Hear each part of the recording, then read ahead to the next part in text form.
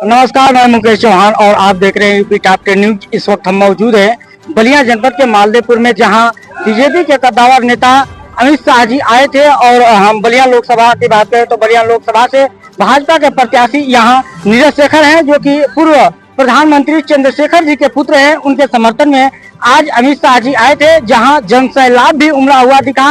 और यहाँ से आने के बाद अब हेलीकॉप्टर उनका उड़ने वाला है।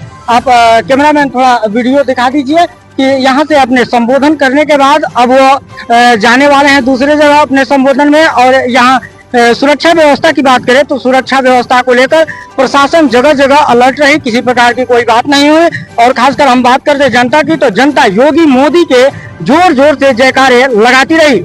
आइए हम बात करते हैं कुछ लोगों से कि अमित शाह जी आए थे, क्या संबोधन में कहे और क्या बलिया के लिए खास कुछ बताए। स्मृति चिन्ह एक तरह से दे करके हमको सम्मानित भी किया और भारतीय जनता पार्टी की सदस्यता ग्रहण भी कराने का काम किया।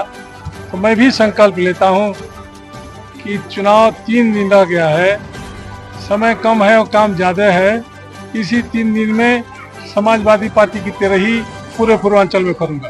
आज गृह मंत्री रुको भाई, जो गृह मंत्री जी ने आज आपको सम्मान दिया, क्या कहना चाहेंगे? एक राष्ट्रीय स्तर के नेता जो आप मंच पर सम्मान मिला, यही संस्कार और संस्कृति और सभ्यता भारतीय जनता पार्टी को यहाँ पहुँचाने का काम किया। और वही सभ्यता और संस्कृति जिसको माननीय नेताजी ने उत्तर प्रदेश, बिहार, बंगाल, राजस्थान, मध्य प्रदेश, गुजरात और महाराष्ट्र तक पहुँचाया था, माननीय अखिलेश यादव जी का संस्कार ही है कि आज समाजवादी पार्टी जमीन के अंदर गढ़ती हुई नजर आ रही। नए परिवार में आज आप शामिल हुए हैं, कैसा?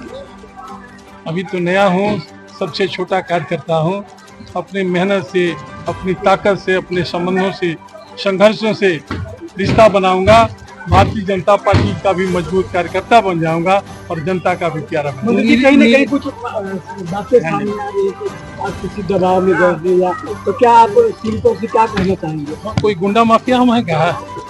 हमारे खिलाफ तो एक मुकदमा भी नहीं, आज की तारीख में तो 323 भी नहीं।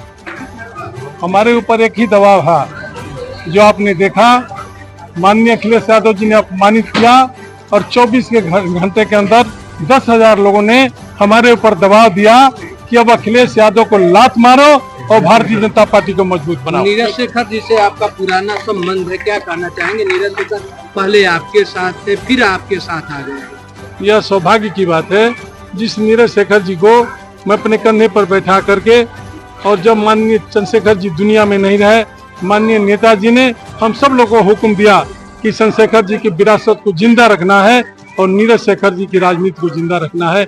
उस समय भी मैंने नीरज शेखर का कार्यकर्ता की तरह काम किया था। फिर एक बार सौभाग्य मिला है कि मैं नीरज शेखर के चुनाव में उनके कार्यकर्ता की तरह काम कर रहा हूँ। आपके साथ एक और नेता जो दिख रहे थे आज आपके साथ, जो पहले समाजवादी पार्टी के थे, रामेश भाई, तो फिर पहले तो भारतीय जनता पार्टी के थे, पहले समाजवादी पार्टी के नहीं तो बीच में थे, तो आज आपके साथ दिखे।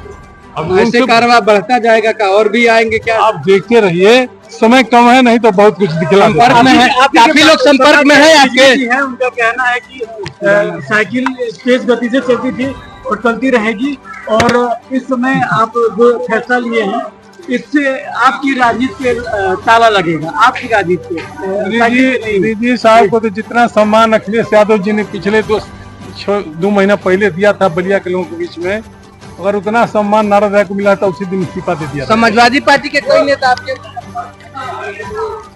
जी का प्रोग्राम है बलिया में, क्या कहना चाहेंगे सर? देखिए, ये बहुत वीर भूमि है।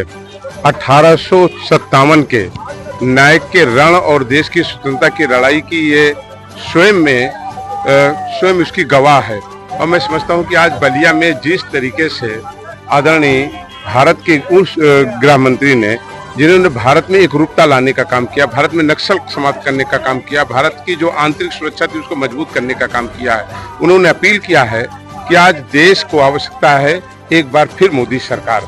और मैं समझता हूं कि आज राष्ट्र और राष्ट्र में रहने वाला हर व्यक्ति आज वो ये मन में बाट जो रहा है कि वो दिन कब आएगा 4 जून का रिजल्ट, जब भारत में फिर नौजवानों, कमजोरों, गरीबों और किसानों की हिमायती सरकार और उसके प्रधानमंत्री आदरणीय नरेंद्र मोदी जी फिर शपथ लेंगे। नारद राय, राम इकबाल सिंह से पहले आप सभी लोग समाजवादी पार्टी को लगातार छोड़ रहे हैं, इसकी वजह क्या है? अखिलेश यादव दिशा विहीन राजनीति कर रहे हैं, जात की राजनीति कर रहे हैं और परिवार की राजनीति कर रहे हैं। और ये इतिहास गवाह है, जिसने जिसने सनातन का विरोध किया है, प्रभु राम का विरोध किया है, उसका अस्तित्व खत्म हो गया है। और मैं भगवान प्रभु राम का जो विरोध हो रहा था, जो सनातन का विरोध हो रहा था, उस विरोध के कारण हमने लात मारने का काम किया। लोकसभा चुनाव में आप किस तरीके से देखते हैं परिणामों को 4 जून? परिणाम स्पष्ट है। आज पूरा देश राष्ट्र को सोच रहा है, भारत माता को सोच रहा है, भगवान प्रभु राम की तरफ देख रहा है। उत्तर प्रदेश और देश में मिलने वाले 80 करोड़ कमजोर लोगों को मिल रहे अनाज की ओर देख रहा है। वो देख रहा है कि आज पहली बार देश के अन्नदाताओं को किसान सम्मान निधि दी गई। वो देख रहा है कि आज देश में रहने वाले उन बेरोजगार नौजवानों के लिए कोई सोच अगर किसी के पास है तो वो सोच भारत के प्रधानमंत्री आदरणीय नरेंद्र मोदी जी और भारत के गृह मंत्री आदरणीय अमित शाह के मन में है।